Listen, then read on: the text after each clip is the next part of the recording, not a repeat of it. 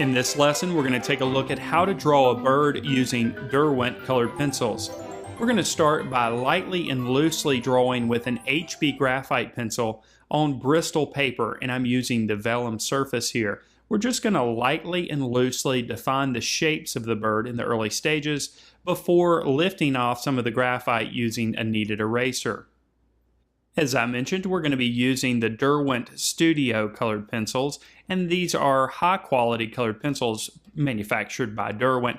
I'm using a set of 12. One pencil that's missing from the set, however, is a white colored pencil, which I will substitute with a Prismacolor, and I'm also going to be using a colorless blender also manufactured by Prismacolor. We're going to start in the area of the eye, and I'm going to begin by layering colors to create a natural-looking black. I'm going to start with copper beech and then layer over the top of that with Prussian blue. Next, I'm going to go ahead and create somewhat of an underpainting in this area using the copper beech, just defining some of the darker values initially before revisiting a few of these areas with Prussian blue. Now the beak is really dark, so I'm going to go over the top of that with Prussian blue and go ahead and darken up that area. And at the edge of the beak and just underneath the eye, there's a little bit of a yellower color, so I'm going to use a bit of golden brown to create that natural looking yellow. Now I'll move on to creating some of the undertones on the head of the bird using spectrum blue before revisiting that with Prussian blue. So we're actually using two blues here. And progressively, I'm going to get a bit darker or a bit heavier with the mark. I found that Derwent pencils really lend themselves to gradually building up the tone, which allows for a lot of layering of colors before you get to that point where burnishing becomes easy. So I'm using the colorless blender in between applications to just add a bit more wax to the surface. Another thing I've noticed with the Derwent pencils is that the black really lends itself for making values darker in a natural way. Some blacks are a bit strong and can overpower an image. With the Derwent pencils, the black is not that way. It's a more of a natural black. So I'm going to be using the black quite a bit in this drawing. In most circumstances, I avoid black as much as possible and just mix a natural black. But the black used here is pretty natural. And as we start to get a nice amount of wax built up on the surface, the colors become a bit more bold and a bit stronger as they cover up some of the tooth of the paper. I'm still going to be using quite a bit of the white Prismacolor pencil. As you can see here, I'm lightening up the top of the head, and I'm going to go ahead and intensify the highlight in the center portion of the eye. Now we'll move our way down to the middle part of the bird, and again I'm going to create somewhat of an underpainting using the copper beech, and in this case I'm going to add just a couple touches of red using Crimson Lake, and then I'm going to go over the top of that again with the golden brown. I'm also going to use the white colored pencil to burnish areas as we go as well. I'll use the colorless blender quite a bit, but also the white can burnish the pencil nicely. As I make strokes, I'm trying to follow the cross contours of the bird, so the strokes are going to flow over the contours of the form of the bird. Now we'll add a bit of shadow, and I'm going to add this shadow again using the copper beech, the Prussian blue, and then darkening it with the ivory black. So there are some major differences between colored pencils, of course, and the Derwent brand colored pencils, like I mentioned, really lend themselves to layering gradually. Prismacolor are super waxy, so you can really build up the color very quickly, but some people don't like that. Some people like to have a little bit more control over the layering and allow that layering process to be a bit more gradual. With the Derwent pencils, I find that that layering process is quite a bit more gradual, and some people are going to find that that gives them a bit more control over the colors that they create on the surface. And you can see here how natural the black is. It's not overpowering, it's not too strong. You can gradually build up that black to create natural looking shadows. I'm also layering this black over an area that I've already applied white colored pencil. That's why it may look a bit gray initially, but then we can go back and darken that up. We actually don't want it to be solid black in this area underneath the bird. We want it to look like it's an area of white feathers just with a bit of shadow.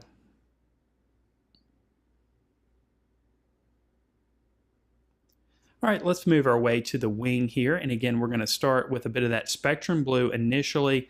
I'm going to have some variations in value as I initially put this color down on the surface. And then again, we'll go back with the Prussian blue and start to make some of the areas a bit darker, define a bit of the texture on the back of the bird, as well as some of the wings and how they overlap each other. And here again, just like we did on the body portion of the bird, we're trying to make the strokes flow with the cross contours of the wings. And here I'm burnishing this application before going any further.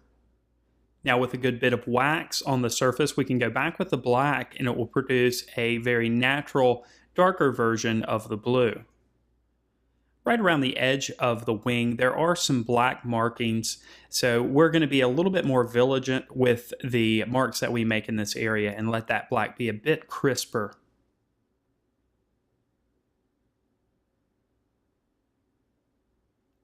And I'm putting a relatively heavy amount of pressure here on the pencil. As I mentioned, Derwent pencils really lend themselves to gradual building up of the color. So if you have an area that you really want to be strong with color and intense with color, you're going to have to put a bit more pressure on the pencil.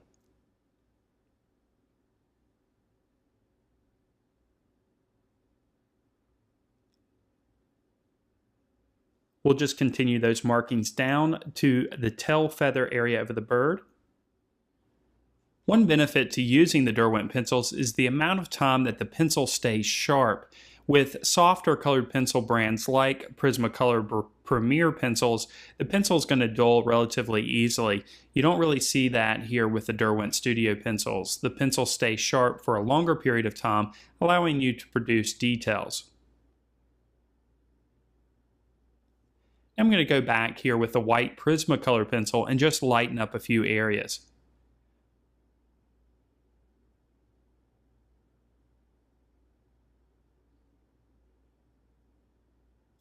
Again, with the black, I'm going to create a bit of shadow underneath each one of these tail feathers just to create a bit more of the illusion of form and to separate each one of these feathers a bit further. All right, now let's move on to the leg of the bird here, and I'm going to start initially with the ivory black, just adding a few areas of shadow and then a light application over the whole shape of the upper portion of the leg before burnishing that area with the white. Then I'll go back again with the ivory black and darken up some of the shadowed areas. We'll move on to the lower portion of the leg, and there's a high bit of contrast in this area. So again, I'm going to use ivory black and then burnish that area with a bit of white and create a bit more contrast.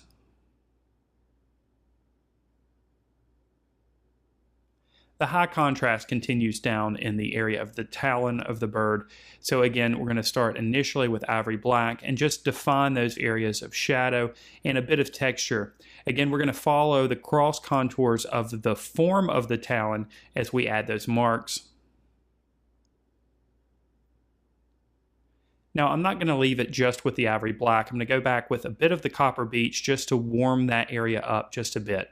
And then I'll go back and burnish that, the highlighted areas rather, with a bit of the white Prismacolor pencil. Now we can start to define the shape of the shadow that's happening on the branch here. Again, initially with ivory black, but I do want to warm this area up. I don't want it to be completely black, so an application of copper beech follows.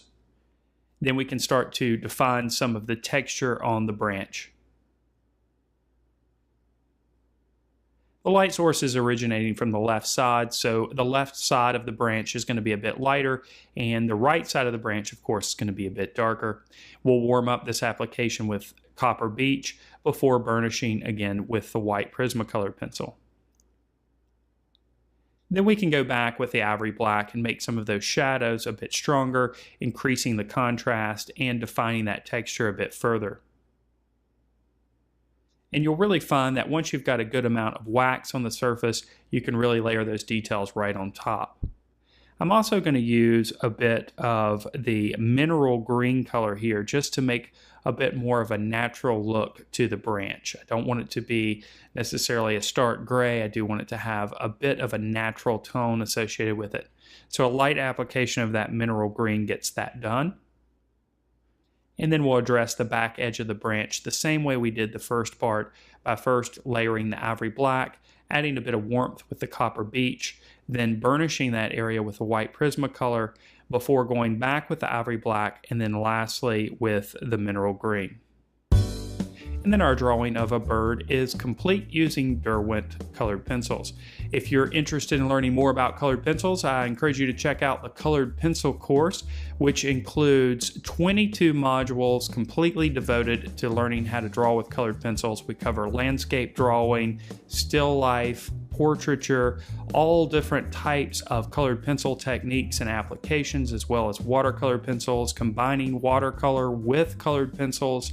And each module includes an illustrated ebook to help you learn more efficiently. If you want to learn more about the colored pencil course, just click on the video that you're seeing right here in the center of your screen. There's over 5 hours of video instruction, 22 modules, and 21 ebooks. I encourage you to check the colored pencil course out if you want to learn more about drawing with colored pencils.